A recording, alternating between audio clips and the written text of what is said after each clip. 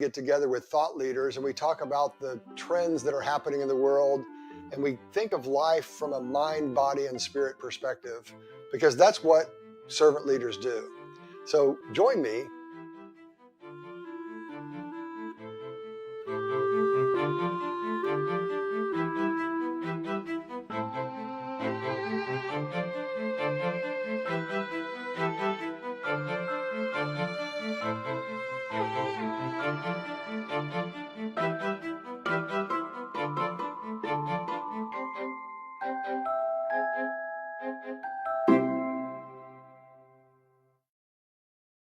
Well, good afternoon. This is Mike Rochelle, and I'm here with Richard Miles.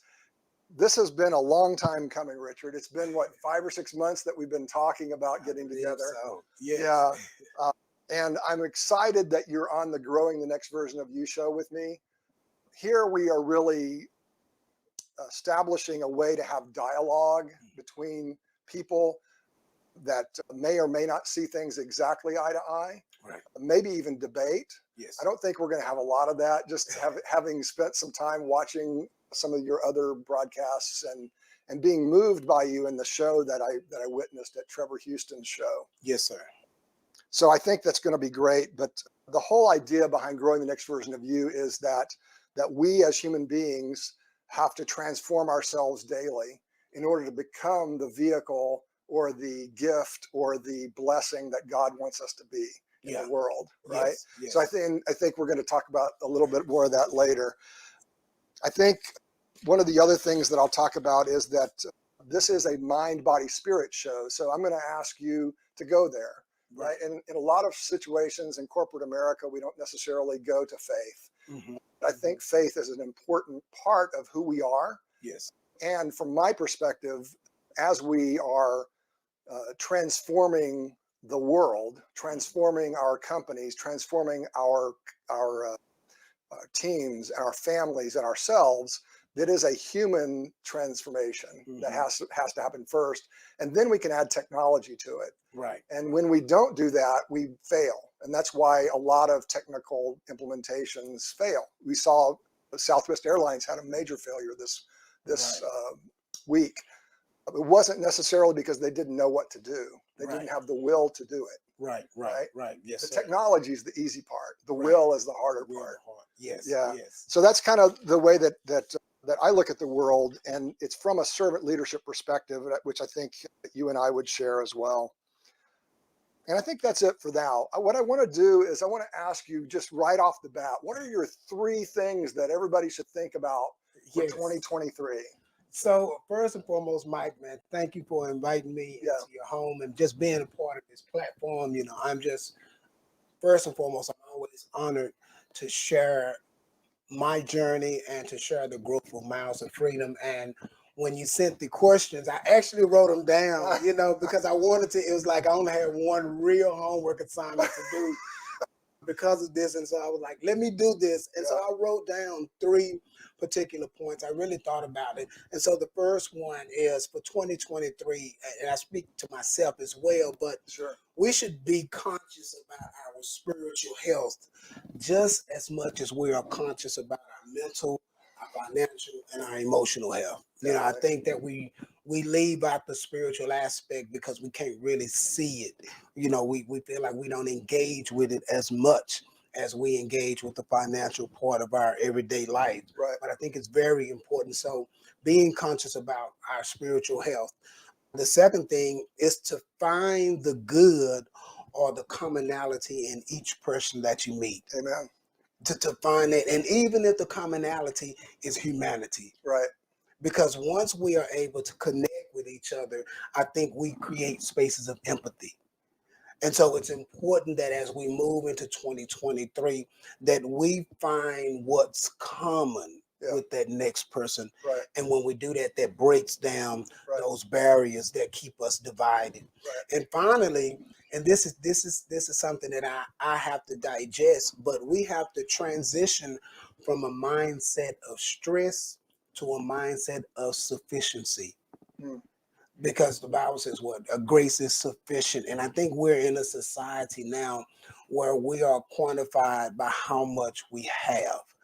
And so if I don't have enough, I'm stressed Mhm. to get something. Mhm. I don't have enough today, so I'm stressed to get something for next week.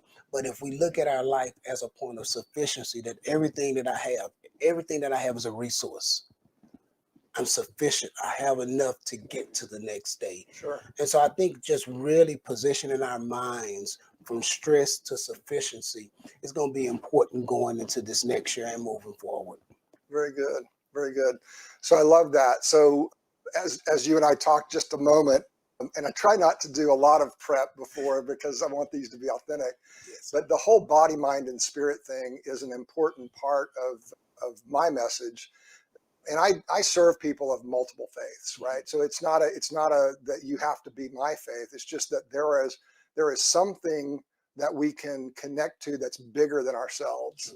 Yes. Be it a vision, Yes. be it a universe for those that don't have a God faith, but for those that have a God faith, that there is a connection to something larger than themselves. Yes.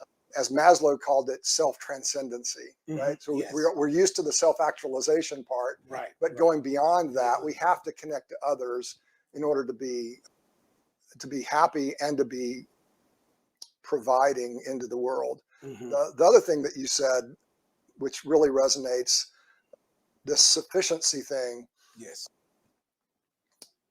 What is it? When I am weak, that's when I'm strong. Yeah. Yeah. When I am weak, then in my weakness, you are strong. I've seen God's strength in my weaknesses. Mm-hmm. And I think we run from our weaknesses, Right. especially sometimes even as men, Right. we'll run from that space of vulnerability. I was Right. talking to somebody yesterday. We'll run from that because it exposes Sure. sides of us, but it's strength in admitting that space of vulnerability, Right. admitting that sufficiency or just enough, because it leads you to depend on Right. the thing that's outside of you. And what is that affirmation? Everybody will come to that spiritual affirmation on their own, Right. whether it's Christianity, Hinduism, whatever they affirm that, Correct. that's going to reach to them. Definitely. Yes. Definitely. So I'm going to go ahead and introduce the time when we met.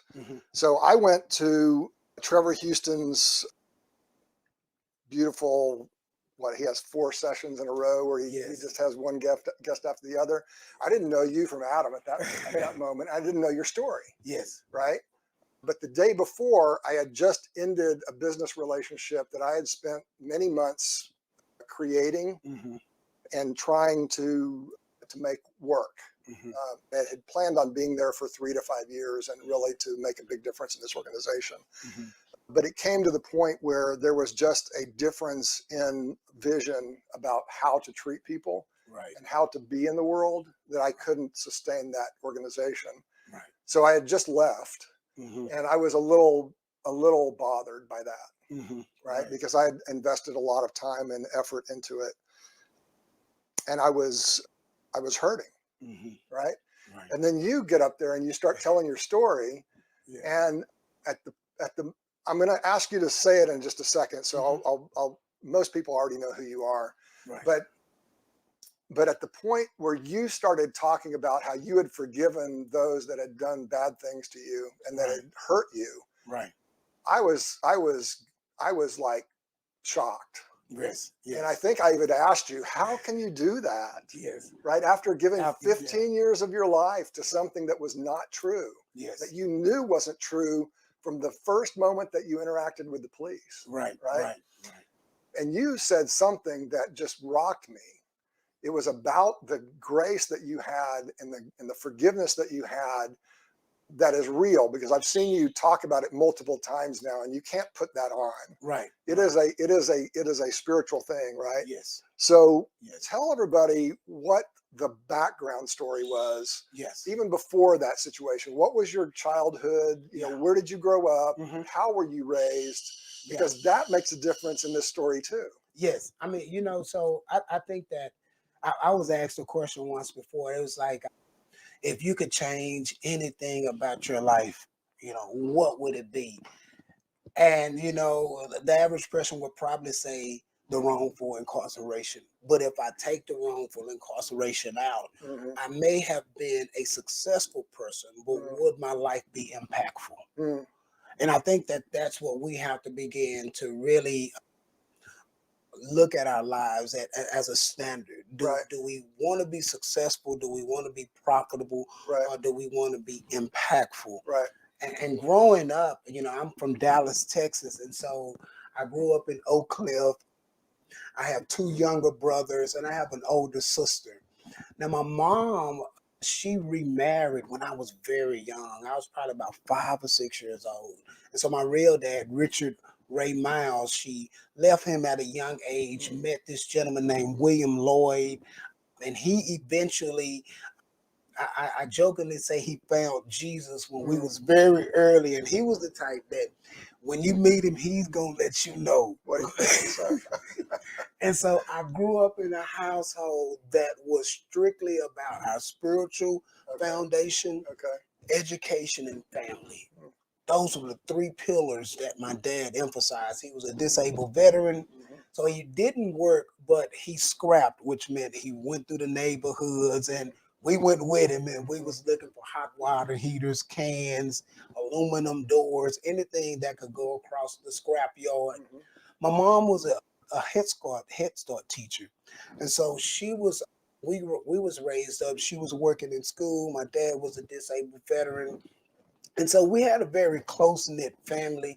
Church was, I jokingly say, we went to church about 30 days out the week. I mean, it wasn't just Wednesday and Sunday. Oh, no. This was back in the days when you had mission, you had Wednesday nights, you had the BTU services. And so growing up under that much spiritual saturation, I felt like my youth was deprived, because I felt that I was made to go to church, so to speak. And the only way I could keep from going to church was I had to get a job. So that was and that wasn't going to happen. Yeah, it was no such thing as getting up Sunday mornings or Monday nights and saying I don't want to go to church. That just wasn't in our household. And so I got in high school. I went to Skyline High School. I loved Skyline High School in Pleasant Grove. And this was in the early 90s. And I remember going to Skyline class of 1993. And the vocation that I got in was plastics technology. I love plastics technology. And this was really before plastics was introduced, as the main piece or main element that you could start making things out of. We kind of moved from the metal cars and all of that to the fiberglass and now to the plastics. And so loving that plastics technology. And I eventually wanted to go to TSTC in Waco. Because that's where the plastics engineering school was. And so I remember in my 11th grade year, getting my mom and dad and sisters and brothers, we loaded up in the Astro van and we headed to Waco to the TSTC campus. And I remember getting down there and taking this kind of entrance exam and aced it, And so my plan was to keep working. I had got me a job at McDonald's. I'm about 17 years old now. Got me a job. I'm making $4.25 an hour, so I'm making big money back then, so that I think. And my plan was to move in with the manager at McDonald's the summer of 1993. And then I would go on to TSTC in Waco. I had graduated from school and I really felt that my plan was solid. And when I go to schools and I talk with youth, I tell them about my journey. And even though I did not kill anybody, what I tell people is I killed my dream because I didn't have a solid plan. But I eventually left home. My mom wasn't really for it. My dad really wasn't for it. But because I had graduated, I had reached this level of accomplishment. I left in 1993. And within that year of me leaving home, full transparency, I ended up homeless because the job that I had at McDonald's, I'm thinking that it was going to be enough. It didn't end up being enough. And so now TSTC seems to be it seems to be now a dream than it was an achievable goal. One night, May 15th, 1994, I'm staying with my friend in North Dallas. I get up that day and I wanted to go visit my girlfriend. I had this girl, she stayed in Robin Oaks Apartments. And so, if you know anything about Dallas, I'm staying in North Dallas by Love Fair Airport. My girlfriend stays in Oak Cliff and Robin Oaks, and that's off of Sunnyvale and Ledbetter. So we get up and I ask my friend James to drive me from North Dallas to Oak Cliff. Didn't have transportation. He drove me over there and I stayed with my girlfriend pretty much all day that day. It's about 12:30 or 1 o'clock that night. I walked to the back of the apartments. I had another friend named Bo. He stayed with his mom in the apartments. And I told him, I said, man, I don't have any bus. No, I didn't say I didn't have any bus money. The buses had stopped running. And so it was no bus transportation that night. And I asked him, I said, man, I'll pay you $5 if you can drive me back home. And so his girlfriend stayed on the corner of University and Roper. University and Roper is right around the corner from Crest Haven and Bluffview. So we got to University. Yeah, close enough. So we got to, when we left Oak Cliff, we stopped at a 7-Eleven on the corner of Inwood. It's gone now. And the next stop we made was University and Roper. And his girlfriend stayed right there. So I'm like, well, man, I can walk the rest of the way. I walked straight up University, hit Lemon Avenue. Lemon Avenue walks in front of the Sewell Cadillac shops. Bluffview connects right there. I'm at the house. He said, you sure? I said, yeah. Well, that ended up being the longest walk of my life. I remember I'm 19 years old. I get out of the car. I paid my friend Bo that drove me from Oak Cliff back to North Dallas, paid him the $5, walked up University. I remember looking at the Love Fair airports, and I make that right in front of the Sewell Cadillacs, and it's no street, it's no sidewalk, so I'm walking on the grass right there. And Bluffview connects to that street once again. So I turned right on Bluffview, and I had to go to the Red Coleman, which sits on the corner of Lover's Lane and Bluffview, to use what they used to call a payphone, because cell phones were not out back then. So I stopped at this payphone to call my friend James once again, say, hey, I'm right here at the Red Coleman. Can you cut the alarm off? I didn't have my key, and I'll be there shortly. I got a chance to get James on the phone. He picks up, makes this conversation. We hang up, and as I cross the street, I remember seeing a police car sitting right there at the corner of Lover's Lane and not Lover's Lane, of Bluffview and Lover's Lane. Didn't pay any attention to it, walked beside it because I had to walk back up to Crest Haven. And as I passed the car, I remember hearing a helicopter. And I looked up, and as I look up, a light shines on me.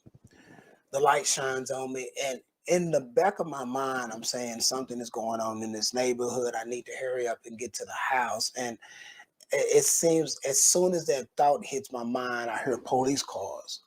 And now police cars come from everywhere, and I'm hearing these demands, get on the ground, get on the ground. So I'm laying on the ground. It's probably about 1:30, 2 o'clock. And I remember them handcuffing me, and they're asking me, where's the gun? And they was telling me, they say, well, you save everything. When you get downtown, you tell them you'll meet the detective. I said, the detective for what? They say, you'll meet a detective, you'll get a chance to talk to somebody. And you just tell them everything, and they'll be letting you go later on tonight. When I look at my case now, and when I talk with people, and I talk with different lawyers and so forth, I tell people that the biggest mistake happened in my case right then, because what happened was they took me to this Texaco. And when they took me to this Texaco, they took me out of the police car, and I'm handcuffed. I remember I'm looking at the back of a Texaco, and I'm looking at ambulances, I'm looking at police cars. somebody comes up and they put some stuff on my hands. I later learned that this was gunshot residue test, a GSR test. And they put me back in the police car. They should not have ever taken me to a crime scene, because what happened, and we could talk about this later, but one of the witnesses, the only witness out of 10, saw me in custody, which tainted the identification process that was shown to all 10 of the witnesses later on. But anyway, they put me back in the police car and then took me to crimes against persons. I'm introduced to a detective, and I give the detective the phone numbers. This night, the same night that I'm arrested, I give them the phone number of Bo. So Bo was the guy that drove me from Oak Cliff to North Dallas. James was my friend that I stayed with. Betty was my girlfriend that I was with all day that day. And Bo's mom, because we left from her apartment to North Dallas, and I gave them Bo's girlfriend's number. So 5 individuals I gave to that detective that night. Detective Hooker was the gentleman that was doing the investigation. He left. I stayed gone for about six hours. It seems as though it was that long. And came back in, and he said, "Well, Richard, we talked to everybody, and everybody said that you was with them. But we have a witness that say they saw you kill one person and shoot another person, and you're going to be arraigned for murder and attempted murder." And this was the first time that I was made known of why I had been arrested almost 6 or 7 hours earlier. And so my whole life, it just totally, you talk about the light switch going off, you know, my whole life just totally, I oftentimes say May 15th, 1994 was the day that Richard Ray Miles Jr. died, because everything that I had aspired to be, it stopped, it ceased to exist. And it had to be rebranded, a remaking of myself, so to speak. And that just began a journey that my mom, my dad, my sisters and brothers, our church family, my dad, by that time, he had been ordained as a elder in the church. He eventually went on, he passed 6 months before I got out, but he went on to be a bishop, you know. But, our church family went through this journey as well. So that's kind of like how the wrongful arrest start, because you got the arrest, but it's compounded, right? It's compounded, yeah. So that's the arrest. So that's the arrest. So I'm now in the county jail. I remember I made my first phone call right after my arraignment. So that I go to get arraigned. I'm 19 years old, and I'm standing in front of the judge, and he's reading off these charges, and I'm really numb, right? I remember my dad, he fought in the war. He used to always talk about Okinawa and all of these things, and how he really felt that he fought for the country. And because he fought for our country, there were these inalienable rights that we were recipients of. Sure. And so my dad was a firm believer in our justice system, in the system that we, if we can't afford an attorney, right, there's a court-appointed system that's in place. We could not afford an attorney back then. And I remember calling my mom after I got after I got the bond set, and she was like, "Richard, we know you're innocent." And for her to say that, she didn't say "I believe," because it's a difference, right?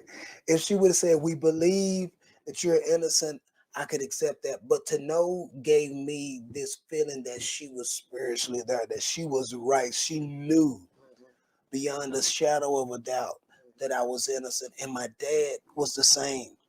The difference was my dad was more so the justice, meaning that you're going to get a court-appointed attorney. We don't have the resources to put up for you to get a free world attorney. Just tell him everything.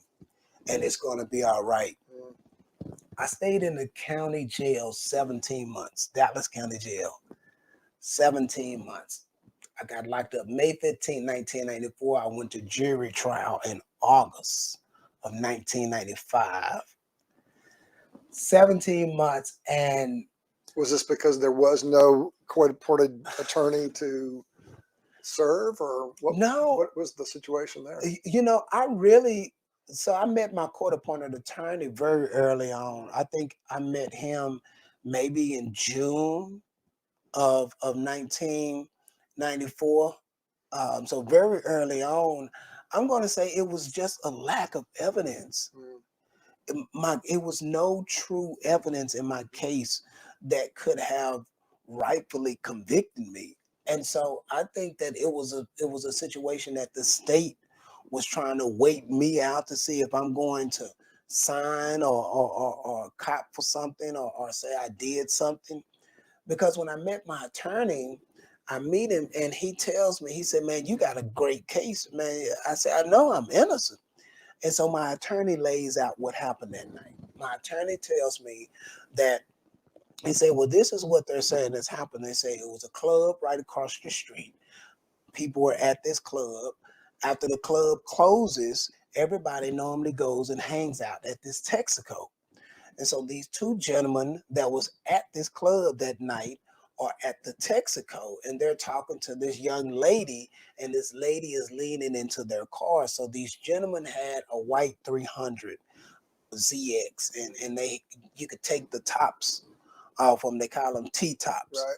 And so they had the T-tops off of them. It was a summer, and so the weather was nice, and they was leaning. The lady was leaning in the car talking to them, and it was 10 witnesses.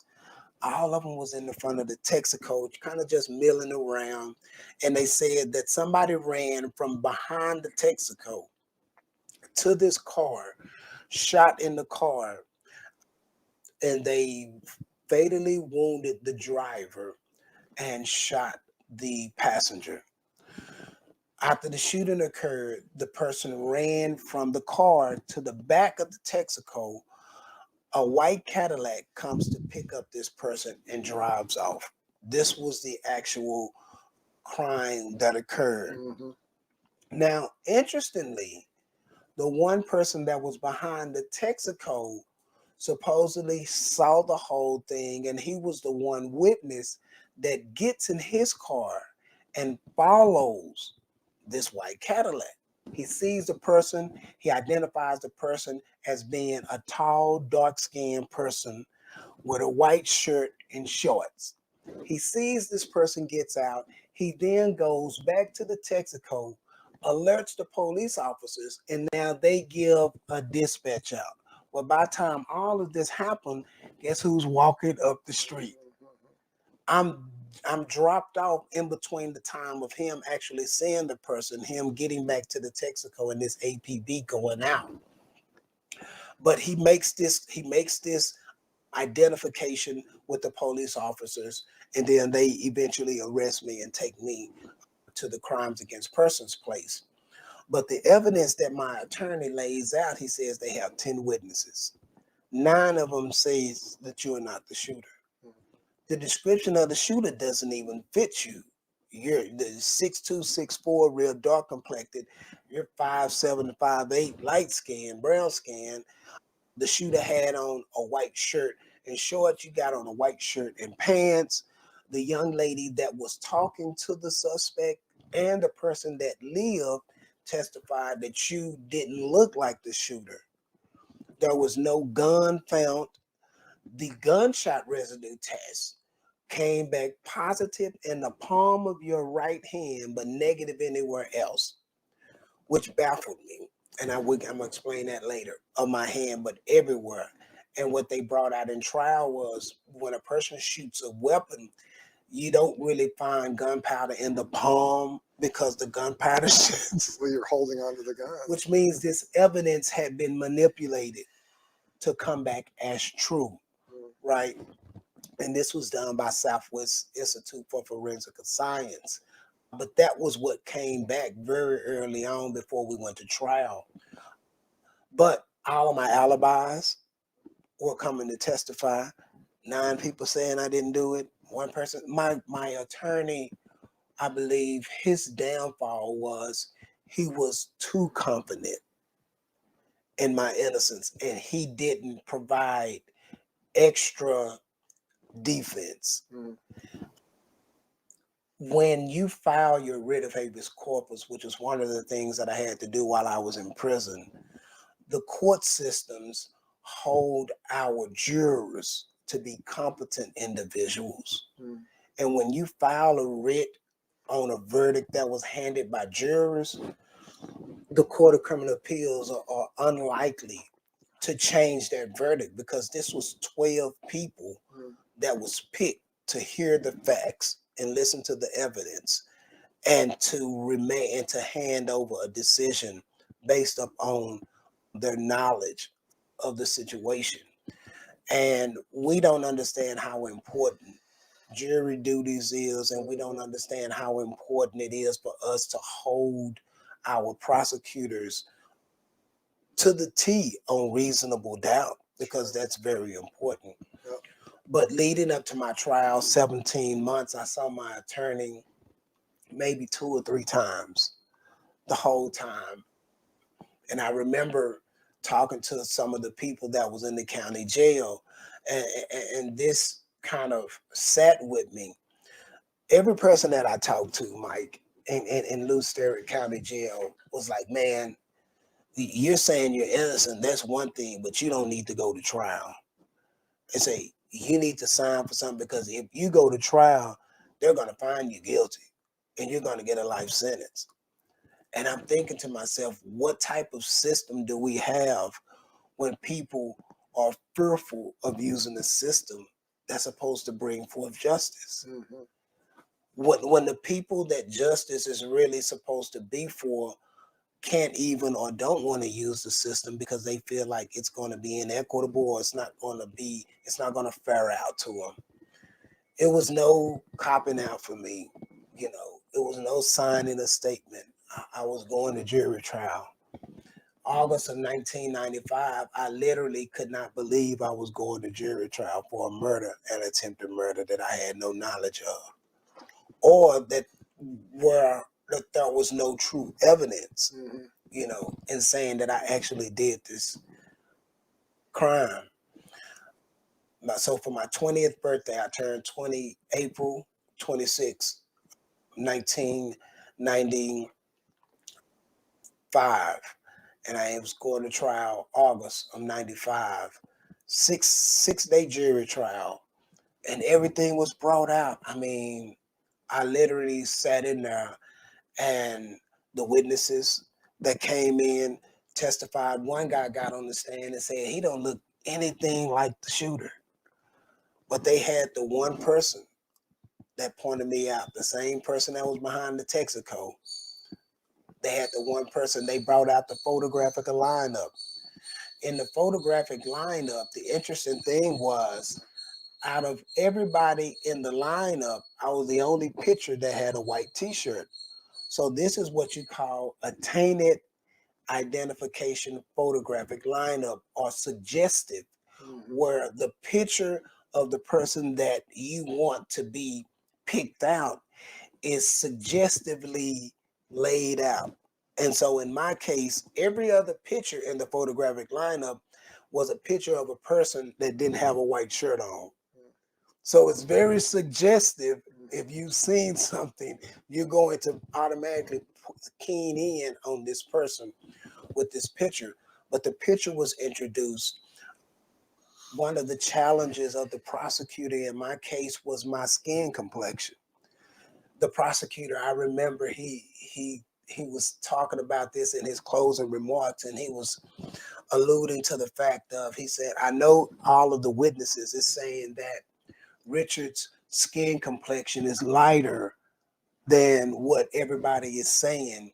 Well, I want y'all to be mindful that Richard was in the county jail 17 months.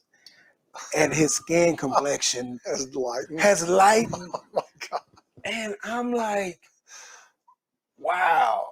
I mean, and I'm even sitting up there like, has my skin complexion lightened? Oh my goodness. But the reality is all of this was heard by 12 jurors. And so that's why in my case, and people ask, who could you be mad at? You can't just be mad at the police officers or the ineffective counsel or the overzealous prosecutor or the judge or the jurors, because it's a combination. Wrongful incarcerations is hard to pinpoint, especially when you go to jury trial or trial by judge. You said it's as much as 10% 10% that are innocent. Yes, out of the 7 million. Yes, you have you have, and this is so Jim McCluskey, which is we call Jim McCluskey the grandfather of the Innocence Movement. Jim McCluskey started Centurion, which is the Innocence organization that got me out, and he's in Princeton, New Jersey, and that's where Centurion is from. The gunshot residue test. Fast forward, we didn't have the resources to hire a gunshot residue test analyst. Mm-hmm. Fast forward, one of the things that they did in my appeal, Centurion hired a gunshot residue test analyst who checks the same evidence 15 years later, and she comes back with it negative. And so they take this negative test result back to the lady that testified at my trial and ask her and say, okay, now our analyst says that his hands were not even positive. Well, why did you testify that his hands were positive? She signs an affidavit in 2010, and this was printed in the Dallas Morning News. She said that if given an opportunity, she would not testify in the same manner because my hands were not positive for handling or shooting a weapon. So once again, it goes to, she put it on the prosecutor, stating that the prosecutor asked the questions in a manner that put her in a position just to say the test came back positive. Well, what does that mean?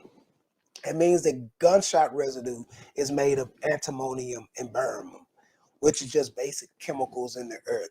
So my hands, were they dirty from, I smoked cigarettes. So I had lit a cigarette. Were they dirty because the person that did the test with the handcuffs still on my hands, and possibly as they swabbed my right hand, it hit the handcuff? Or was it because when you put the handcuff on, you in the palm of your hand to sit comfortably, you put the cuff in the palm of your hand as it's behind your back? So was it some cross transference from the cuff into the palm of my right hand? And that's the reason why it only came back in the palm of my right hand and nowhere else. All of these things then begins to come out about the gunshot residue test and the accuracy or the truthfulness of that science right there. But as we were going to trial and not having the resources to really know what to fight. So it seems like, I mean, I'm just thinking out loud, it seems like there's a presumption of guilt and not of innocence, right? In the way that this process, and I didn't read that anywhere. I'm just kind of like following the clues here. So is that kind of how it is? Yeah. And not just my case. I think that if we're true about jurors and via door, so via door is the process of jury selection. And if what person goes to a jury summons thinking that you got an innocent person? The average person is going to jury summons in their mind, either cognitive or unconscious, this person is guilty. Or they wouldn't be in trial. Or they would not be. So the presumption of innocent until proven guilty, it lasts until you get those handcuffs put on you. At that point, society throws out innocence. And I'm just going to serve my jury duty. I'm going to listen to this case. And my thing is to see how much time. It's not about innocence or guilt once you get to jury. You're going to hurry up and wait. Right. you got somebody's life on the line. Right. I mean, I think we as a nation needs to, our system needs to find a better way to engage jurors. Mm. To whereas by the time you're picking these 12 people, they're not frustrated Right. because of everything that they had to go through to get picked, Right. to get selected, to now then have to be paid $5 a day, or whatever. Yeah. I don't think that it's a good system to really allow people to weigh evidence out. To when it's your only recourse of action. Mm. I think back now, what would have happened if I would have had trial by judge? Mm. Because trial by judge, to me, Okay. he's only going to Better. listen to the facts. Exactly. All of the extra, the extra hula, the judge should be the emotionalizing of it.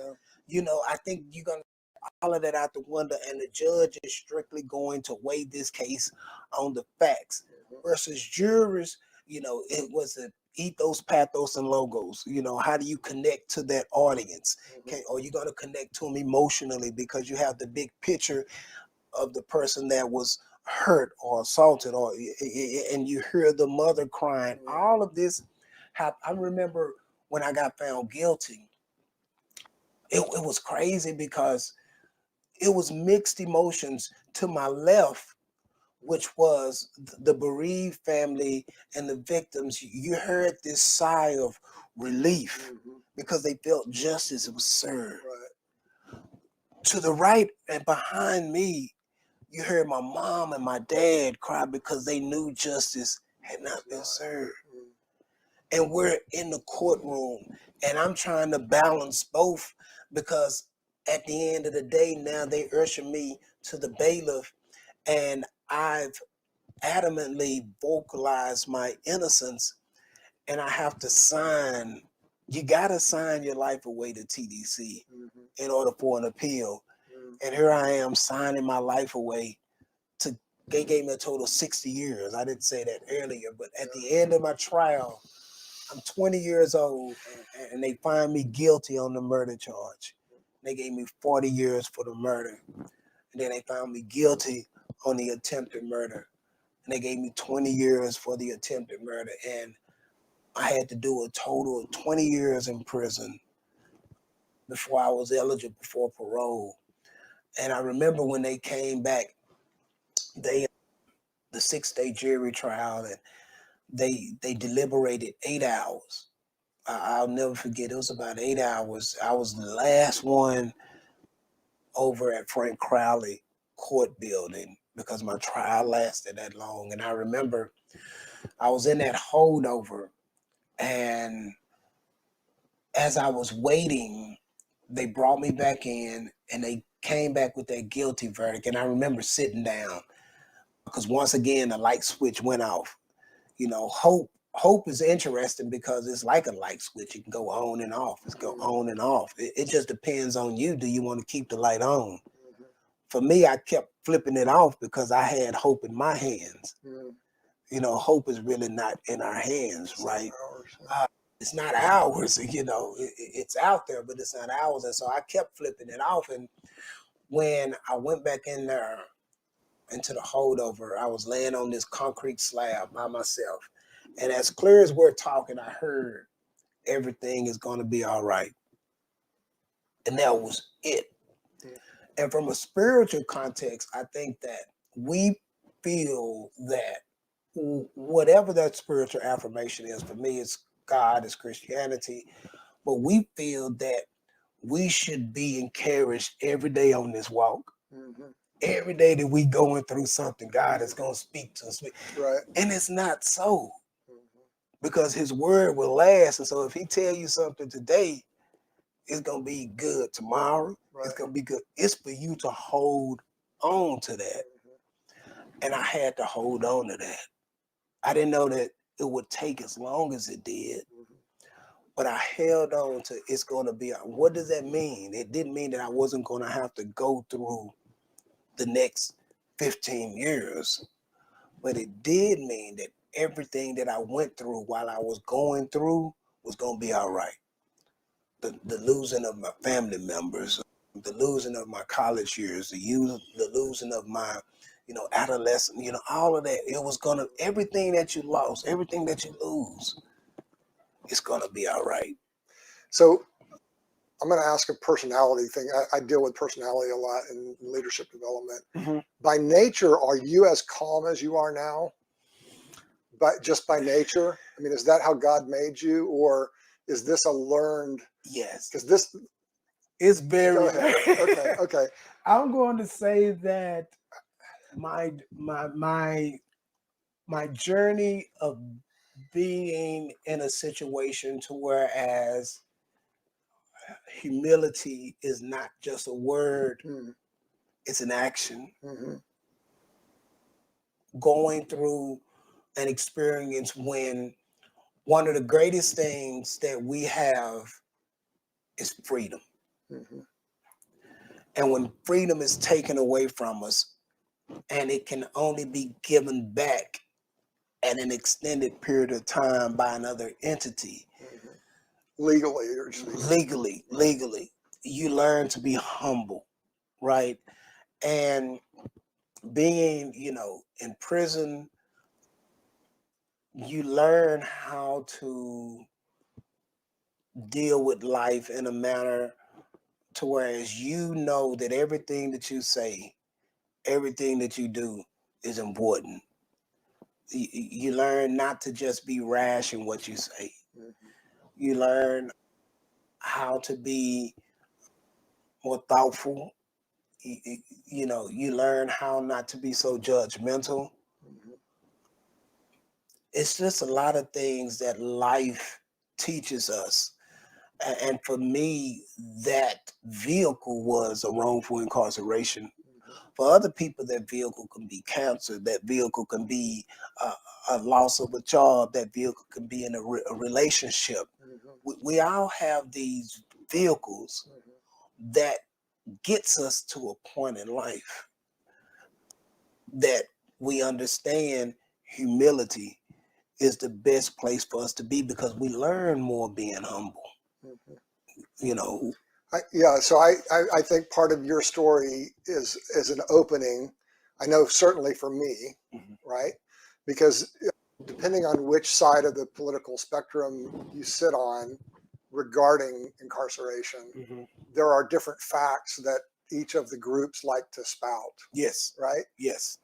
But the opening for me is the humanity of the situation. Yes. Right? And understanding the gravity of the lack of freedom. Yes. Yes. I want to come back to freedom later because freedom of speech and freedom of connecting to other people is taken away from you when you're incarcerated and you have that felon badge on you after you get out, which is later in the story. But I want to come back to that again. So please remember to bring it up again. Okay. Because I think it's important for the dialogue that we have in society right now regarding freedom of speech. Right. And you have had it taken away from you. Yes. In a real way. Yes. And to your harm. Yes. Right. Yes. So there is a danger in shutting somebody else up. Yes. When they have something to say. Yes. Most definitely. Yeah. Most definitely. So now you have signed your life away. Yes. And then you said that your friends from the Innocence Project, what's the name of the Centurion. They couldn't help you for 10 years. Is that because because of the statutes, or it's just a caseload? So okay. Yeah. So I got I got my time in August 27th, 1995. August 27th, 1995. I left Dallas County in October of 1995 to head to the Texas Department of Corrections. When I left Dallas, my court-appointed attorney, when you go to jury trial and you're found guilty, you automatically are eligible for an appeal. Well, once again, money comes into the equation because if you don't have resources, then you will have a court-appointed attorney to handle your appeal. Which is a different attorney. A different attorney Who has to learn the whole case, and then is also short of resources to do a full, and thorough job. And so I left the county, headed to the Texas Department of Corrections, still hopeful that, okay, they're going to find out, surely this is not going to go over. I end up going through the diagnostic stage. And for those that don't know, when you're incarcerated, you first go to diagnostics in TDC. So diagnostics is the place where they assess the person that's incarcerated, either by age, by gang affiliation, your work capabilities, to send you to the unit that you'll eventually be doing all of your time on, which they call an ID unit. So you go to diagnostics, where they diagnose you, do testing and all of that, and then they assign you on a unit. And so I went through Gurney unit, which was my diagnostics place, and they assigned me to Cofield unit. Now, Cofield unit is one of the biggest prisons in Texas. Texas has approximately 90 something odd prisons, state prisons. We're not talking about federal prisons, we're talking about state prisons. Cofield's largest in Texas, over 5,000 men on this one unit. It's tucked off in Tennessee Colony, Texas, straight out 45 on 287 Palestine area. It's 5 other prisons in that particular area. Maximum security unit. And I remember pulling up to this unit, and they take you to the back part of the unit. It's 4 stories, all red brick and glass. They call it the glass house. No central heating, no air conditioning, none of that.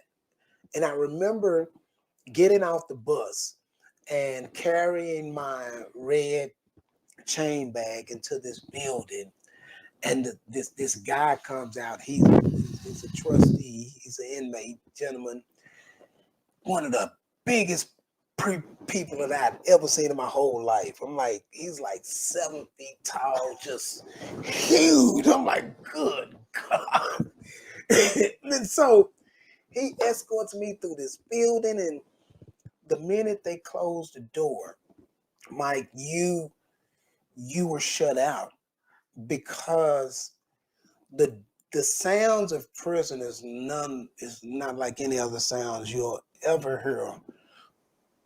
So because it's metal on metal, it's brick and it's glass, and so they close this door, and as they close the door, you feel your freedom close out, and the sounds automatically change. It went from the birds that I was hearing to the chains and the sounds of men that was incarcerated and literally encaged, because the end that we went in was ad segregation. So it was a place where the people that were not allowed to be in population were individually housed in cells. And so to hear them clanging on the bars to get, an officer to come by to see him or something like that, the smells, because the building is enclosed and everything happens in the building. You don't go outside for anything. The showers, the barbershop, all of this is enclosed. It really, it doesn't just get on you, it gets in you. And I began to walk through this building, which is going to be my new place of living for, at that point in time, I didn't know how long.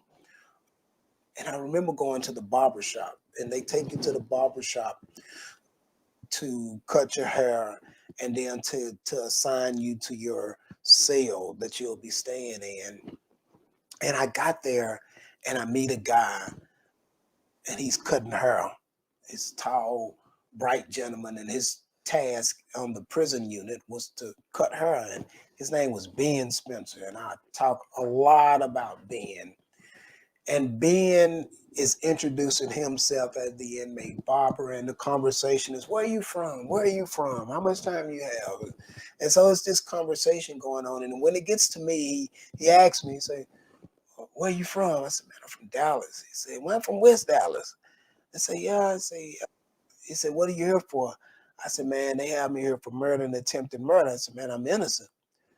He said, yeah. I said, yeah. So he finished cutting my hair and they put me back in the cage. And then he comes to me later on. He said, man, if you're really innocent, he said, I'm going to give you an address.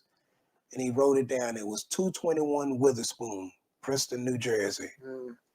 And he said, this is Centurion Ministries. That was the name of their organization back then. That was just Centurion. He said, this is Centurion Ministries. They are the only organization that does non-DNA cases. This is why it took them so long to do my case. He said, they're the only one that does these cases. He said, if you're innocent, he said, you need to do two things. He said, you need to write them. He said, then you need to get in the law library. He said, because your direct appeal gonna get denied. I'm like, oh, what kind of messenger are you? Thank you very much. Yeah, what kind of messenger are you? I mean, thank you on the one hand for the information, but why so brutally honest on the other end? But he was true. The lower courts did not change their mind. That's basically what the direct appeal is. You're asking the same court that just sentenced you 6 months prior to go back and say that they've done something wrong. Unlikely. And so I got the information from him, and I remember writing Centurion back in 1997 on my bunk. And I wrote him this letter, and they were one of the many letters that I wrote. And I wrote so many people while I was incarcerated, so many colleges, radio stations, NAACPs, everybody. And they wrote me back. And I was so happy to get a letter back. But the letter was a very generic letter, and it stated that, due to the overwhelming responses of claims of actual innocence, we are a small nonprofit organization, and it takes us a minimum of 10 years before we're able to take on somebody's case if we take it. They say we will assign a caseworker with you, and they will begin this writing dialogue. And that began a dialogue for the next 10 years. It was actually 10 years from 97 to 2007 before they actually took my case. But had Ben not gave me that resource, very early on, I don't know, I probably wouldn't be out because I would not have gotten in touch with them in time. But the dialogue was a documentation of all of the dialogue, but they wanted to know who I was. So a couple of things about Centurion, what I've learned, because they do know is so many people innocent in prison, they also know that a lot of people that are innocent in prison haven't reached a point, and this is going to sound crazy, they haven't reached a point of forgiveness. Because if you let a person out that's been wrongfully incarcerated, that hasn't reached a level of forgiveness, then potentially that person could, rightly and wrongly so, that person could do something very, very bad to the entities that did something bad to him. Wow. And I really believe that they've met people that they truly believe were innocent, but they hadn't got to this point in their heart. And if they would have released them, then could they have done more harm? And so it's very meticulous. So this is a part of their methodology now. Character. Wow. Character, I believe, is a big factor in how Centurion selects their cases. One claim of actual innocence, non-DNA could cost them anywhere between $50 to $70 to $80, $90,000. Sure. and you have somebody that's investing this much into a person that's incarcerated that they don't know, it has to be like a for sure win all the way around. Not just that this person is innocent, but that if we invest in this person is going to be fruitful and they're going to be an ambassador for the organization. Okay. And so it's a lot at So is part of the dialogue then helping you through the grieving process to get to the forgiveness? You know what? I mean, how is I that? think so, because you're rewriting. So basically what I was doing, they was asking me what happened at night? Who was I? You know, who were my mom and dad? You know, all of these repetitive sometimes letters over and over again, and probably paralleling, okay, he's saying the same thing, because a lie, you can't repeat a lie. Right. You know, a lie will be transformed so Right. many times. Right. And so I think also is the security of the truth from that person. But now that you say that, I think that it's also a form of healing, because I'm steady writing over and over again. And so I have somebody to vent to.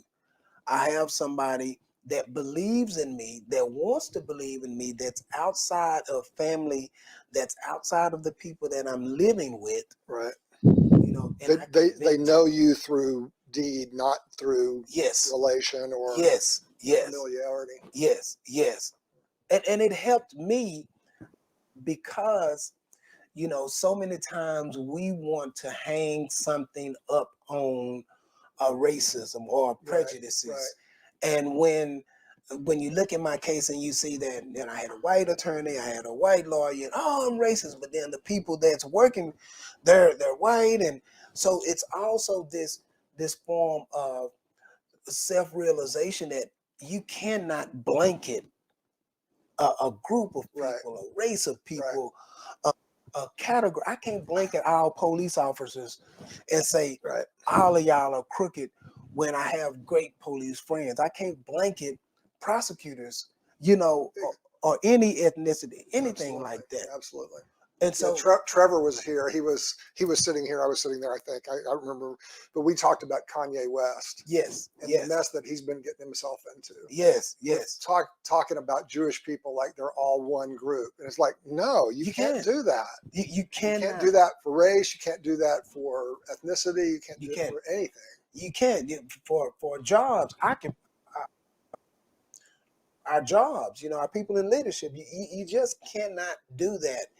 And Centurion put me in a position that I could not label, you know, any particular group because of that. And so that self-realization came out through my writings with them. But I really believe that because it was a non-DNA case, they even knew once they accepted it, now this is more than just taking some bodily fluids and running it through a system. They have to get on airplanes, they have to go talk to witnesses. And so it's more boots on the ground type than it is testing DNA samples and stuff like that. So the 10-year dialogue went on, but in between then, you know, people oftentimes ask me, you know, how did you find strength? And I go back because I'm a very spiritual and biblical person. It's a story. It's a passage in the Bible, and it's speaking about Elijah. And so it's after Elijah goes through this thing with these prophets that he ends up getting into with Jezebel, and he ends up running up into this. He's hiding. Yeah. It's like, come on, man, you just did all of this. Killed like 100 prophets and You just Baal, and then. And what are you doing? And God visits him. He shows him all of these. He's like, you're not the only one. Yeah. I met so many innocent people on Cofield. It wasn't just Ben Spencer. Ben sent me to the law library, and I started working on my writ of habeas corpus. I was taught to file my writ of habeas corpus, Strickland versus Washington, Herrera versus Collins, all of these legal case sightings. I was taught by a guy named Ricky Wyatt, who was also innocent. Ben Spencer just got out 2 years ago. He did 34 years in prison for a crime that he did not commit. Ricky Wyatt, 33 years in prison for a crime that he did not commit. Johnny Pinchback, 27 years. All of these people, Christopher Scott, Andre Garage, Victor Thomas. We were all on the same unit. And during my time there, I met these men and I saw how it was bigger than me. I can't just walk around here with this, oh, woe is me mentality, because this is bigger than me. Okay, God, if this is bigger than me, then that means it's something that you want for me to do. It's not just something that you want me to go through. And that's the challenge with us today in society. Okay, it's not just going through something. What do you want me to do as I go through this here? Right. How do you want me to transform into this newness? What are the things that I need to be doing? And so for me, it was educating myself more in the legal realm, really understanding writs and all of that stuff. For me, it was really learning to look past a person's tattoos and not just stop at the tattoo and judge you by this tattoo, because in prison, we could be cellmates and then they move somebody in the cell that's totally not from where you're from. And you got one or two choices. Either you're going to fight every day or you're going to learn the common. That's why 2023, the commonality. That's the catalyst of people in prison. It's to find the common thing with your cellmate in order to get along, to find the common thing with that person next to you in the child hall, to find the common thing with that officer so you can get along, so you can get out. But, growing in that perspective was very, very important.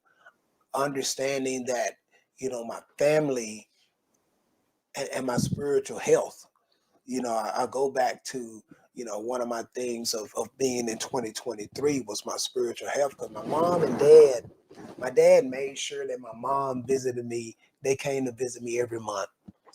And very early on, I remember my dad, he started pastoring, and I'm on the cell block and I get this package in from our church. And inside the package, it's about 10 Sunday school books. And it's a letter from my dad, and he's voluntold. He didn't volunteer. He voluntold me to start a Bible study. And I'm like, why? And I felt myself serving men in prison even before I had got out. I'm serving. We're serving, and I'm going to say we served each other, because I can't just say that it was a servant leadership of all of us around the table. And so we began, serving one another from a spiritual context, because everything physical had been taken away from us. Everything, your freedoms, your financial wherewithal, sometimes your health, your medical assistance, everything is just literally stripped away, and you have the bare minimums really to survive in prison. But to find a brotherhood that was built upon spiritual knowledge and spiritual conversation and spiritual dialogue was important. And so that was something else that my dad really, really pushed, because I needed that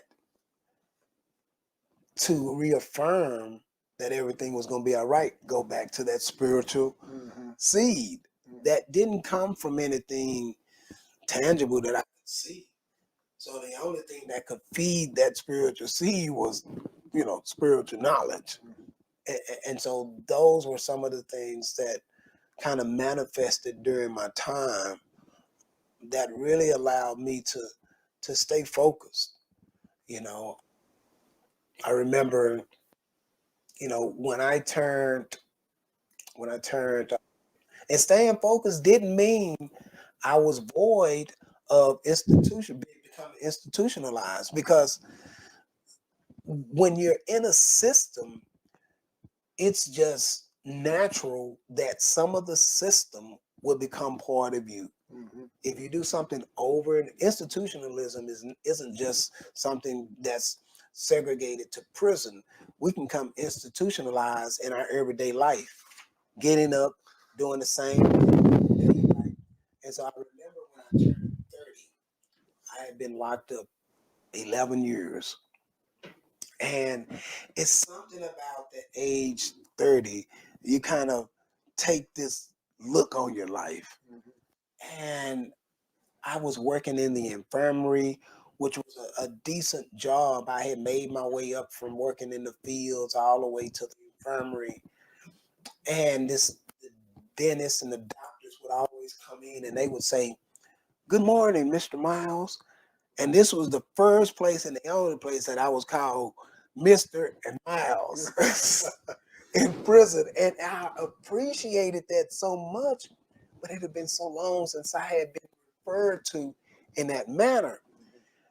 And I would oftentimes say, "All right, all right, all right." So that's my response. So they would come in, "Good morning, Mr. Miles." And I would be like, "All right, all right," this hard. And one day this lady, she asked me, she said, "Mr. Miles?" I say, "Yes, ma'am." She said, "We always come in and we say good morning, and your response is always the same." She said, "It's all right, all right." She said, "Why don't you ever say good morning back?" And nobody had ever asked me or challenged my response.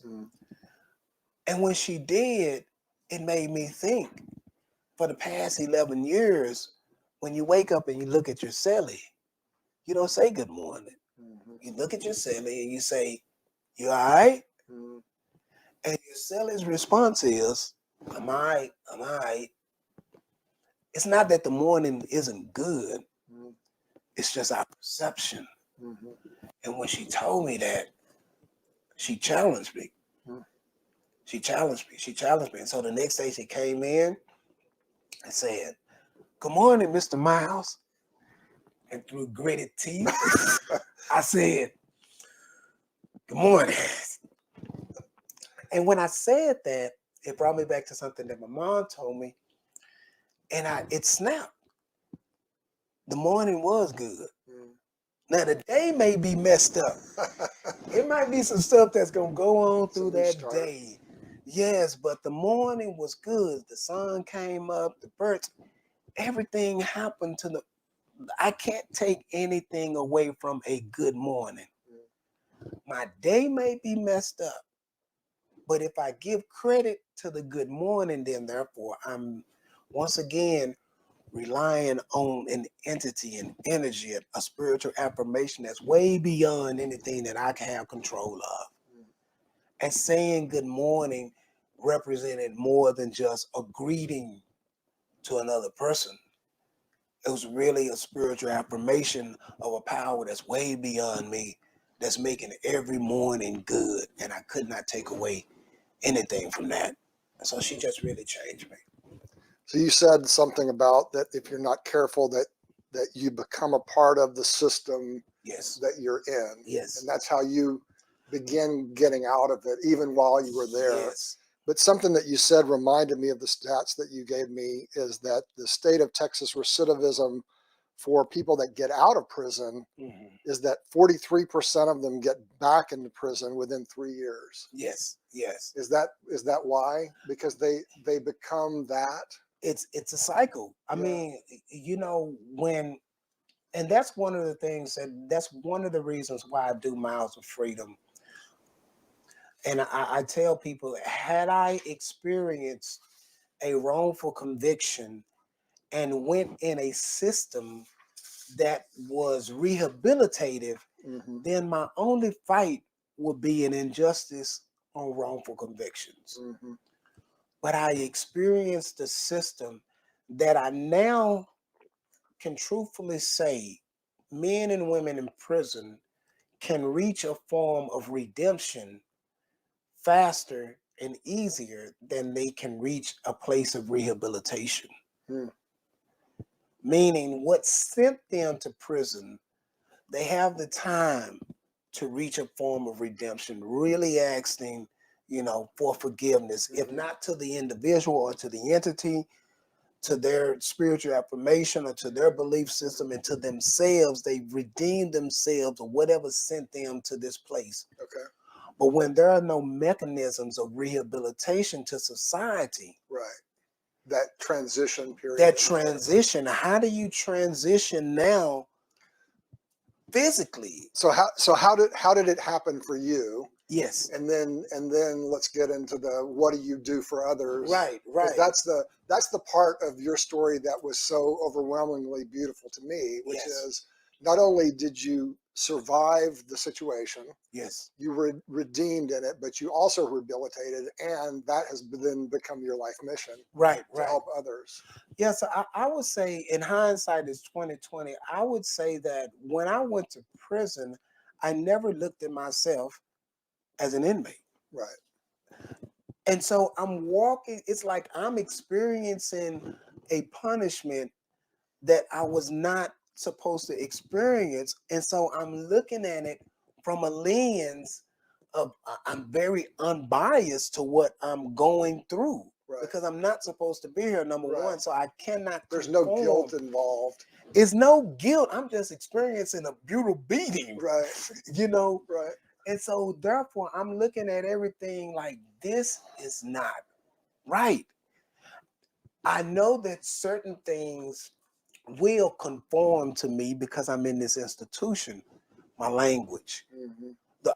the immature emotional growth, because I can't, you don't express love to women, in prison. So it's an emotional immaturity that happens that I have to be aware of. Mm-hmm. And so for me during time, I had to acknowledge that I was handicapped, that I was taken away from society, and I wasn't given all the tools to be successful in society. And so during my time, I had to educate myself. So I got back in school. That was one of the things that I did. I got back in school. This was before the budget cut hit. This is in prison. In prison. Yeah. Got back in school, got my associate's degree from Trinity Valley Community College.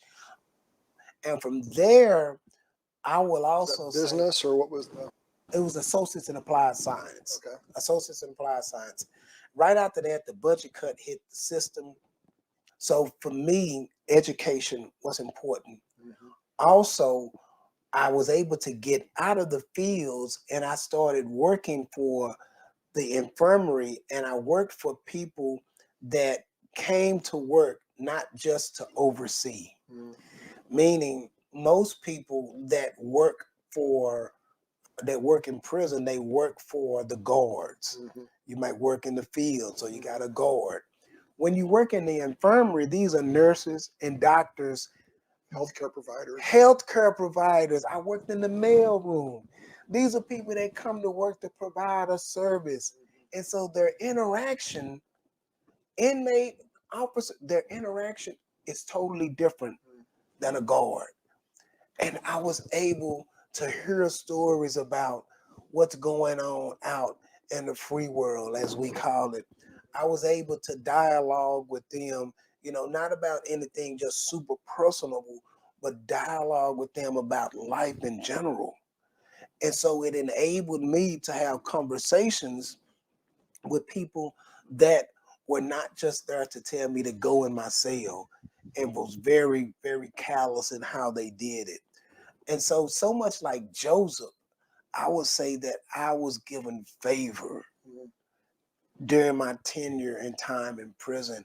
And I really acknowledge the favor that I was given and the positions that my life led, even during my time of incarceration.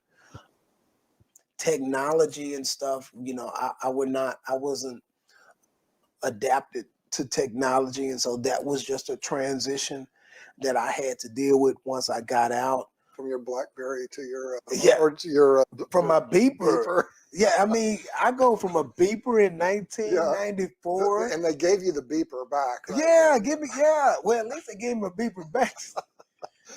but who am I going to beep, I know. And the trains, when I went to prison, there was no trains in Dallas, right? And so when you talk about the recidivism rate of Texas, now I will say this here now, our recidivism rate, so we work at about 1,700 men and women Right. over the past 10 years. We have about a 7% recidivism Which rate is phenomenal. with our numbers. It's Yeah. great.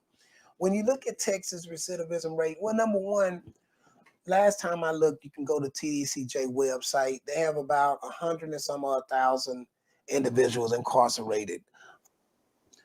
Oh, I forgot about maybe 300 to 400,000 on supervision, some type of so their numbers are way higher.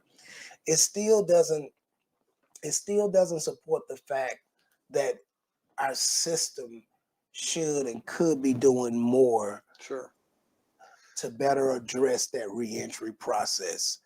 I feel that with the recent budget cuts that's went on this year with our TDC, we're going to experience a lot more. Yeah, we're going to experience a lot more because there are just not a lot of resources out there right now. Most resources will come from grassroots organizations, or it's going to come from organizations that have been in the system and just trying to expand capacity. But for me, I can only say, Mike, that it was favor and the fact that I knew once I got out that I needed help, and I wasn't afraid to ask for help. Mm-hmm. And maybe that came from me being innocent, and I had this newspaper clipping in my, so I had this point of credibility, Mm-hmm. so to speak. And as you say in your bio, your mom was alive and you had a place. I had, so yes. So I've had 3 or 4 conversations with Sherry James and a couple of other people at the beginning of COVID when we were all individual in our different places, and several of these conversations have happened. So my eyes are open to the problem Yes. in the community, right? Not just the Black community, but in the poor community, because it's not just a racial thing; it is a socioeconomical thing, right? Yes. Because you point out that whenever you leave prison after providing labor for 20 years or 15 or 30 or however many, you get $100. That's it. And you don't have a driver's license, you don't have a birth certificate. So all of the documentation that you need for life, that's going to be probably a couple of $1,000s to be able to go find and get. And so, so that there are issues. And but then there are organizations like yours that assist people in start building the capabilities in order to get those kinds of things. Yes. And is that why you specifically focus on, what is it, your case management, job readiness, and transition? Yes. So with Miles of Freedom, what we have, the first thing is what we believe is reentry should be a holistic operation. Because when a person goes to jail or prison specifically, the family dynamics is messed up, the community is deprived. And so when this person is returning back home, you can't just isolate services to the person thinking that the family and the community is going to be all right. Because 9 times out of 10, as you know, the average person that's returning home from prison is going to return to a community that's potentially underserved. The family potentially has been struggling. And so this is another financial burden if they still want this person inside their life. Right. And so you have the vehicle, but Miles of Freedom is more so the mechanics of the vehicle. Okay. The vehicle. Explain that. So most people feel like the vehicle of success coming home to society, the vehicle of success is a job. The mechanics is, how do you deal with the person when you've never gotten paid for employment? How do you know that your hands create value when nobody has ever told you that you was a good worker? How do you take this check that you have left over? Because once you leave prison, you've stopped at the store, you got you a couple of things, so you spent some of that check. So how do you maximize this check? Where do you get other resources from?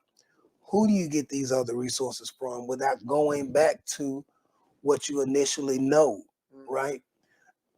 Because you're dealing with people, not just innocent people, but people who have actually done something and were the vast majority of our caseload is probably 97% guilty. These people actually, committed the crimes. We don't just work with the people that's coming out of prison.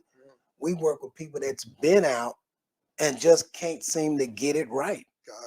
For whatever reason. So you can back into wherever in your services that they need to whatever start. They need. Everything is individualized case management. Okay. So when they come in, they're going to sit down and talk with somebody one-on-one.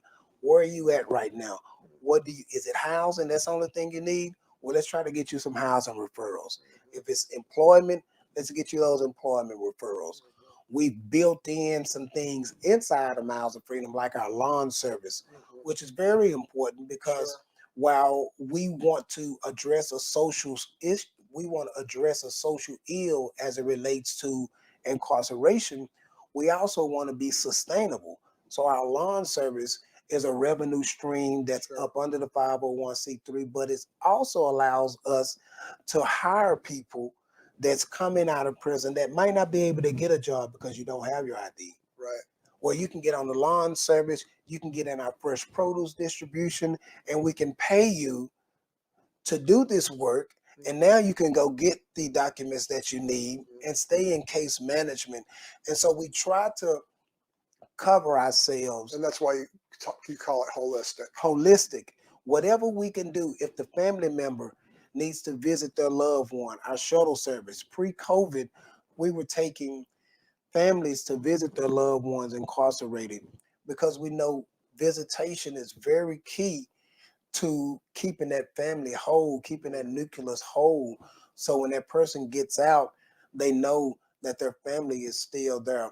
But it's also a bait for that person in prison because once they ask their mom or dad or grandmother, who brought you down here? Oh, I rode the Miles of Freedom van. Oh, what is Miles of Freedom? They help people come out of prison. Well, I'm gonna look them, and people are not willing to see the humanity of people incarcerated. I think it's easier for us to look at people incarcerated from the lens of convicted felon than a person that committed a crime. And it's a difference when you put the person first and then the action. Right. Because some people can't get over, you just can't get over the action. Right. So why put the action first? If you put the person first, let me deal with the person.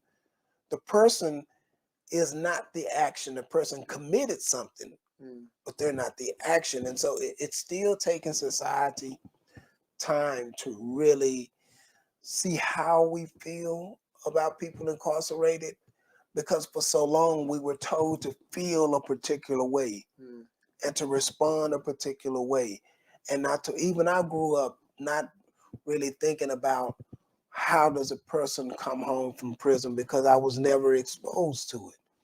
I surely wasn't taught to help somebody because they're gonna get it on their own. They're gonna know what they need to. The system helps them, don't they? But we're learning now, right? And I think that reentry organizations should grow with this new norm. We can't just be complacent and say, even Miles of Freedom, we've been doing this 10 years, but we can't say that we got it all down packed because things are changing. And we have to change with the demographics that we work with and that we work for. Right. And speaking of demographics, I think you have, which is interesting, I think, to the listener, 8% Latino, 29% Caucasian, and 63% African American. And that is your reentry programs, or is that the statistics for the whole state? No, that's us. That's so you. That's us. Okay. And I think we are heavy on African Americans, primarily because where we're located, South Dallas. Sure. And the interesting thing, what I'm noticing is there's a slight For the past 10 years, the Texas Department of Corrections has seen a decrease in the recidivism rates. It's been going down. Dramatic, not a dramatic drop, but it is a drop in the decrease of recidivism, which is the revolving door. People get out and they come back in. We're also seeing a shift in the ethnicity. And so for one point in time, it was more African Americans incarcerated. It's somewhat shifting to it's more. It's not a lot, but Caucasians. The numbers are a little bit more than it was in the times past. Latinos is spiking, and so we're seeing this kind of like shift. Um, that's very interesting. However, the things that are staying the same is the amount of time that's spent. And so the average person is going to spend a minimum of 3 to 10 years in prison. You know, the average charge is pretty much staying consistent, but the demographics of the system as it relates to Texas is shifting, and the recidivism rate is dropping to a certain degree, you know, which is, I think that's a narrative that should be talked about, because I think that's what makes our work hard. You don't hear a lot of good stuff about prison. You don't hear a lot of good things about people coming home from prison. And when you don't hear anything good about something, then people are not going to invest in it. I'm not going to invest in anything that doesn't produce anything. So it's important for organizations that's in this space to talk about the successes. I mean, talk about your failures as well. Talk about your shortcomings or fallings. But if you have successes, talk about those successes so people will know, not only the donors or the volunteers, people that are coming home from prison. Right. Parents that are dealing with these things, grandparents, Right. they need to know that there is opportunities of successful reentry after incarceration. Yeah. Well, I mean, by the numbers, right? The average for the state is 43%, and yours is 7%. So that's 36% better Yes. than what is happening if they don't come through a program. Yes. And obviously could be better, but that's phenomenal. Yes. Yes. So what's next for Miles of Freedom? You know, what is this year? You said that 2022 ended up quite well. 2022 ended up really well for us as an organization. The biggest reason it ended well because this marked our 10th year. Some studies say that most nonprofits, they fail to exist after the 10th year. They get to the number 10, and for some reason they just don't have that energy, that engine to push them. I would say that Miles of Freedom is not going to be one of those organizations. We didn't complete it. We're in the middle of our 3-year strategic plan that was spearheaded by 2 awesome individuals. We closed out our 10th year anniversary. We just announced some major grants from the United Way with the association with the Ross Perot family, their exponential gift, CBRE Grant Foundation. And so I will say the visibility, the credibility, and our financial accountability has placed Miles of Freedom in a space of reentry where we are reputable. And it's taken a moment to get there, but I wouldn't trade it for anything in the world. When you ask what's next, I would say, you know, I would boil it down to getting our feet more in the ground, in the dirt, meaning before you grow out, sometimes you have to go deeper. And so going deeper in our services, you know, mental health is very important. We poured on a mental health specialist this year. And so really having that tool readily available to our members that come into our office is going to be very important. expanding really outside of South Dallas. We want to get in more communities, have a visible presence, potentially a satellite office in every community that's dealing with incarceration. When you look at Dallas in particular, you have South Dallas, Oak Cliff, West Dallas, parts of North Dallas.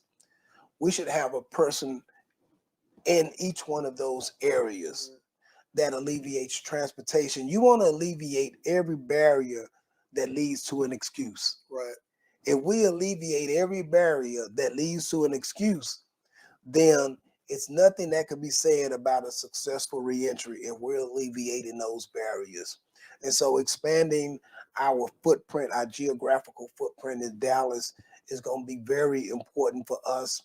We're also transitioning through our board governance, really growing our board to reflect not only the diverseness of the need for people to govern us, but also the skill sets, really tapping into people that have the skill sets and the compassion that will be able to govern the work that Miles of Freedom does.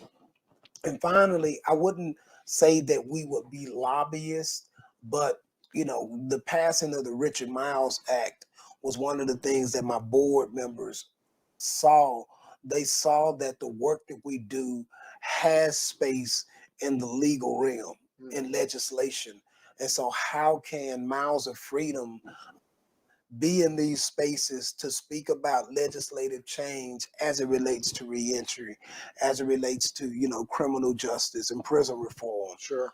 So really kind of like getting our teeth into that legislative side to just show that we are interested not only in what happens on the ground when people return home, but what happens behind the walls. Let's fix it. Yes, on the front on the front end, on the front lines.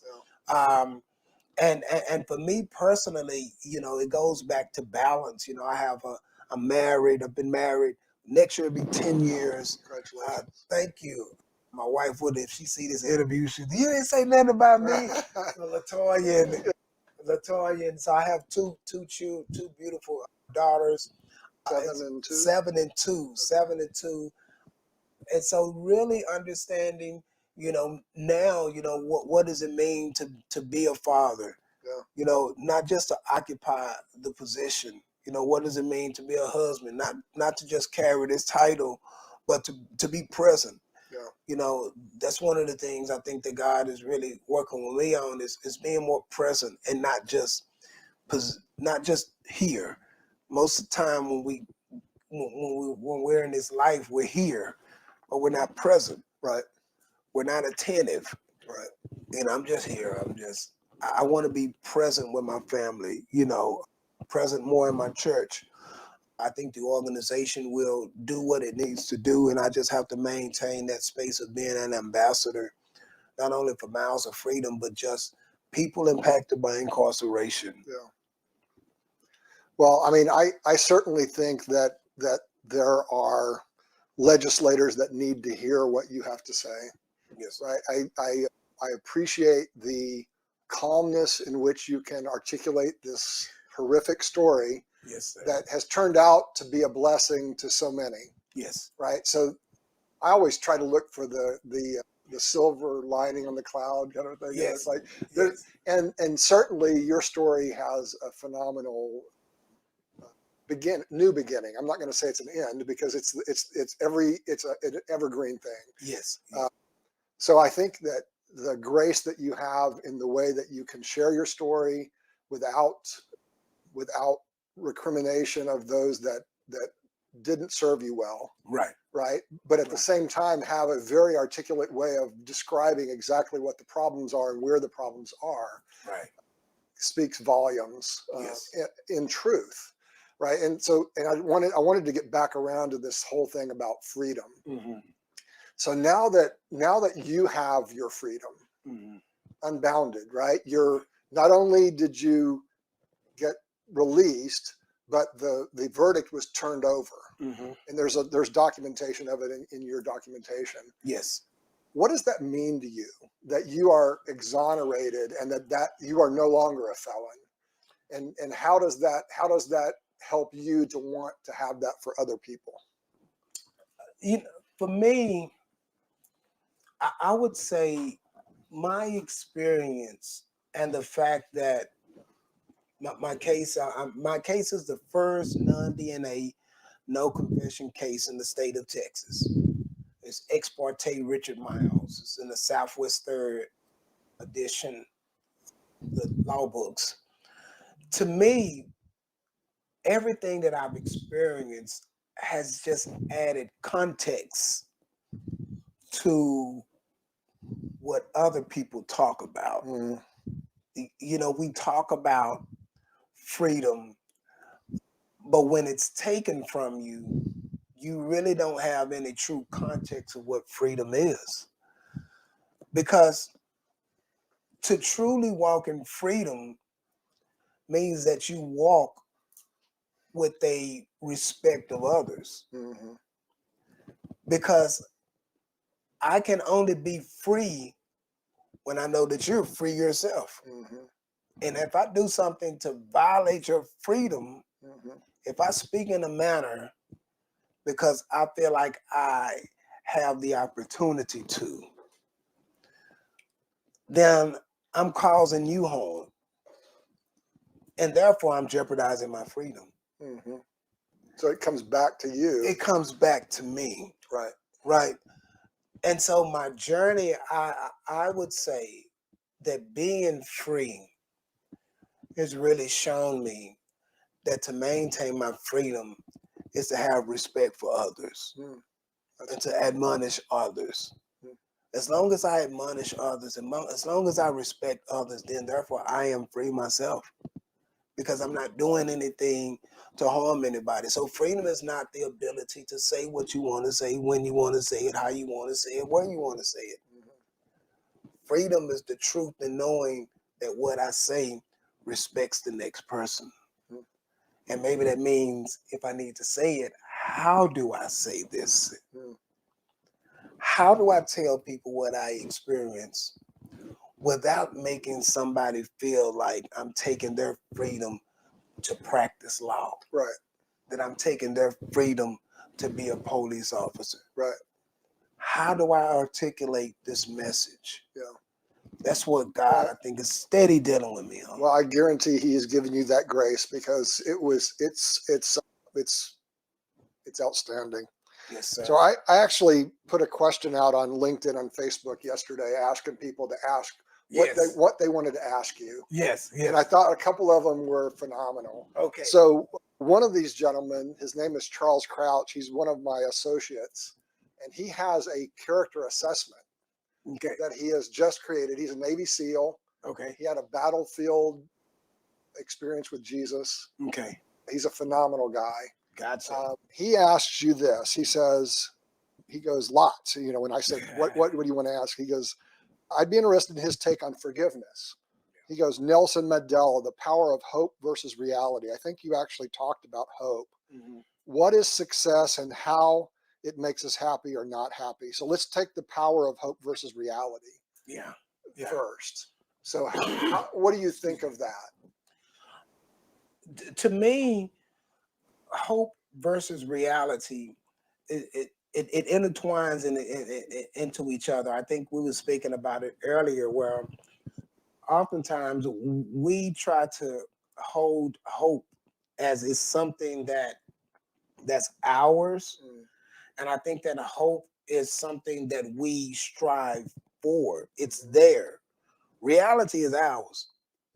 That's what we have That's to what do. you're living in. We're dealing with reality. That's ours. You own that. Whatever is your realness, that's yours. Right. What you aspire for, that's not in your grasp. What do you need to do to maintain that hope? Where did I have to place myself in prison, which was my reality, to get out, which was my hope? I had to put myself in positions in my reality so that I'm always moving towards the hope that somebody is going to get me out. And so hope while it's something that we feel like that we can maintain, hope is something that we're always striving for. Because once I got out, now what I want to do, I need to get a job. So I'm hoping hope is always growing. It's forever. It's out there. Our reality is what we have. And we can limit ourselves and disconnect hope by staying in the midst of reality. But which is our mind. It's our mind. Which is in our control. Yes.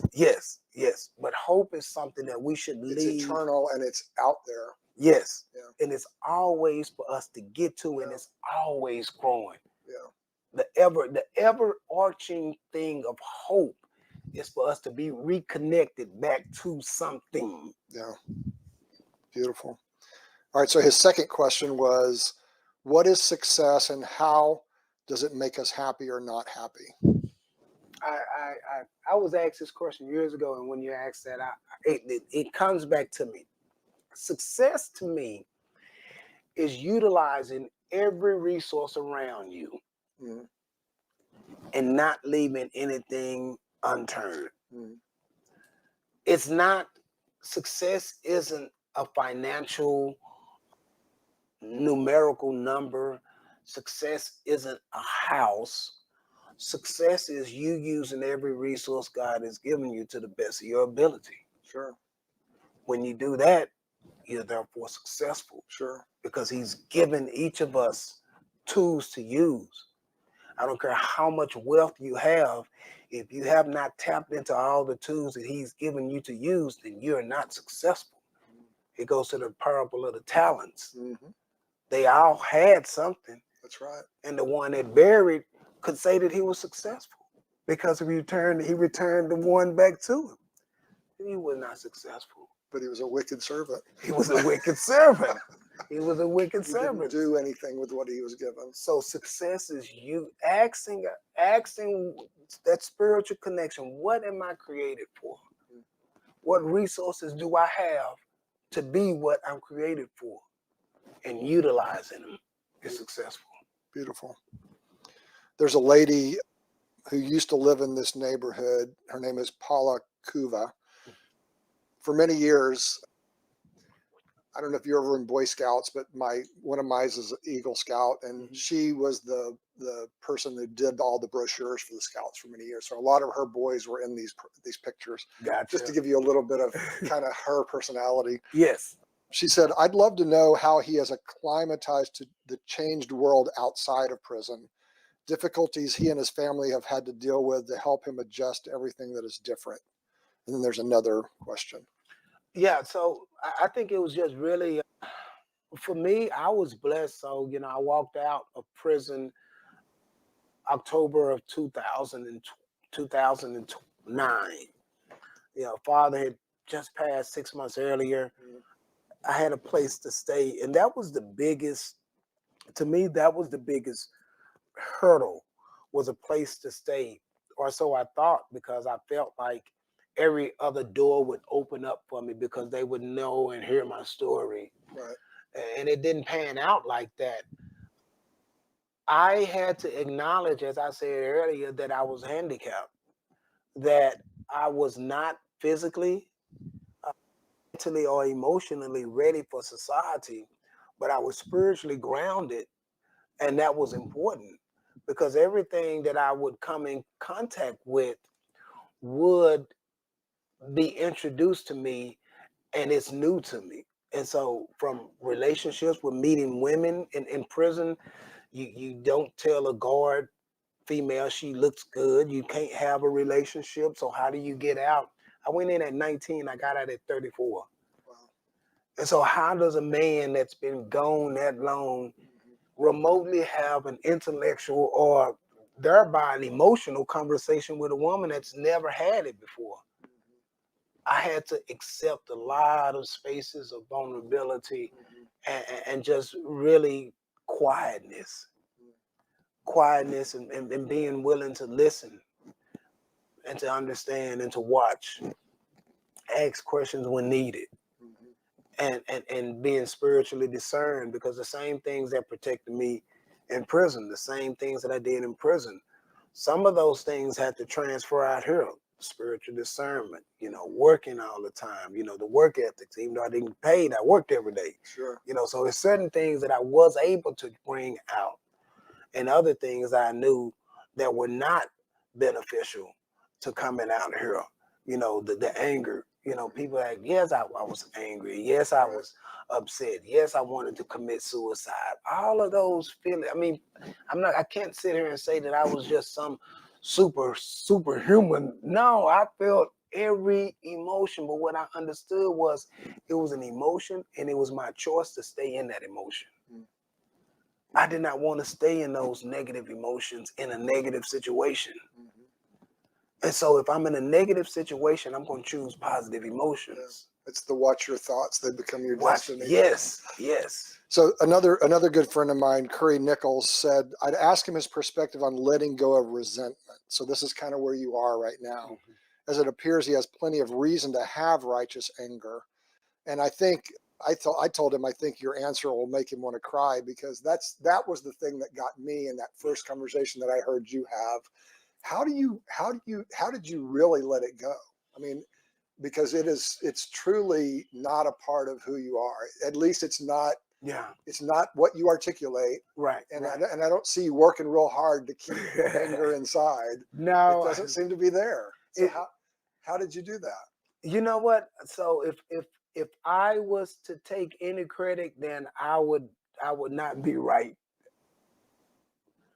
I can go back and kind of think of areas where I could tell God was dealing with me with anger and resentment. My first biggest piece, as I said earlier, was when I got to prison. I was asking God, man, God, why am I here? What's going on? And the story of Joseph just resonated so much. And to me, it was like, how could you be brought up believing in something, and then you get in something and disregard what you believed in so long? Now you're in a Joseph situation. You grew up believing this. And so what they say, this is when the rubber meets the road. Right. When everything you've been built up to do and believe in, now it's game time. Now it's time for this to be manifested, right? And so for me, the logos had to become rhema. The written word had to become something that I actually lived, that I actually believed and not just read. And so with that, God took me back to the point of me leaving home, because a lot of times we end up in situations, and while our actions were not directly involved, we can acknowledge areas where, had I did this here, then this would not have happened. And God took me back to the moment of me leaving home. He said, had your plans been better, solid, you would not have been put in a vulnerable position. And when he brought that to me, it's like, okay, I can accept accountability. True accountability is oftentimes thrown out the window because it's very self-reflective. Sure. And I had to accept no, I didn't kill nobody. Right. But yes, I left home.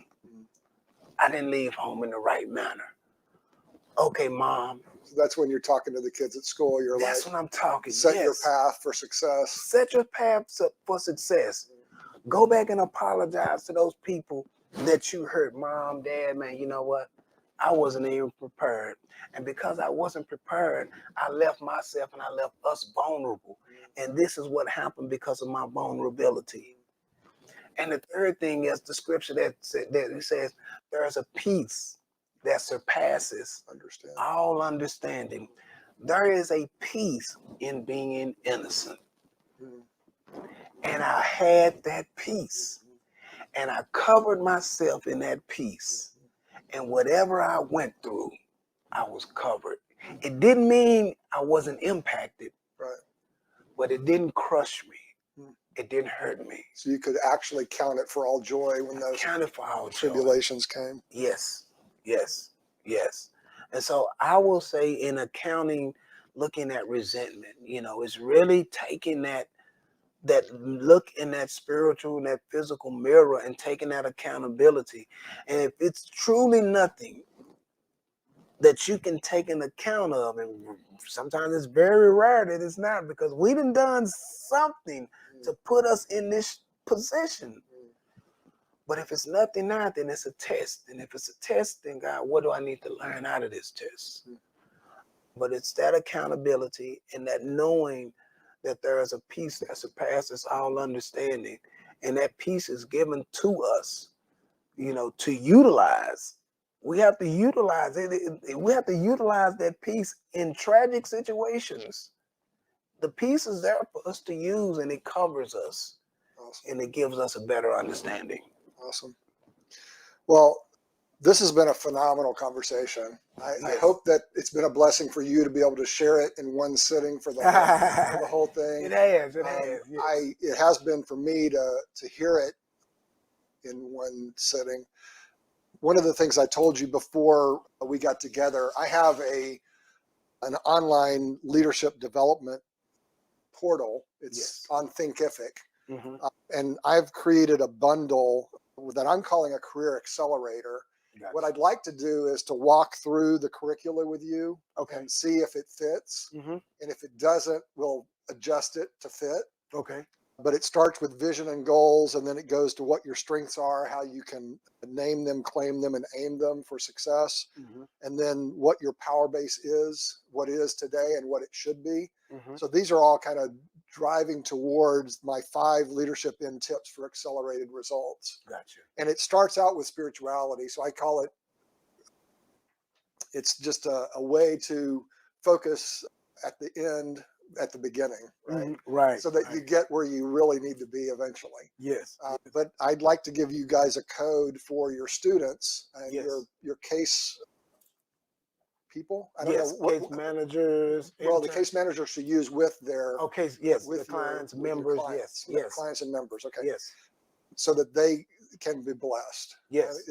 It'll be 2 or 3 hours worth of online training. Yes. But I'd like to give that to you guys through a code, so that they can do it free of charge. I will take it as well. Yeah, but before we do that, I'd like to go through it and make sure that there's fit and for purpose. And then if it needs to be tweaked, I'll tweak it for you.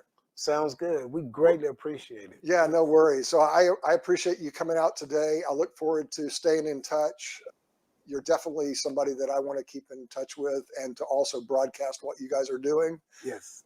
So if anybody would like to connect with Miles of Freedom, what's the easiest way for them to do that? So the easiest way is always visit www.milesoffreedom.org. You can go there, visit, check out what we're doing. You can sign up for our newsletters. We do quarterly newsletters. You can also give us a phone call, 214-290-2337. You can do that as well, or stop by the office. We're located at 2922 Martin Luther King Jr. Boulevard in Dallas, Texas, right down the street from the State Fair of Texas. You can't miss us. I know where that is. Yes. So, I mean, we're out there. We're Googleable, if that's a good word. But yes, I greatly appreciate, once again, Mike, this opportunity and this platform to just share a story and converse, and to be open and transparent about my spirituality, my belief, and just my journey in Miles of Freedom. Yeah, I appreciate you. And God bless you. God bless you. Next time. Thank you. Thank you very much. Yes. Bye, y'all. Bye.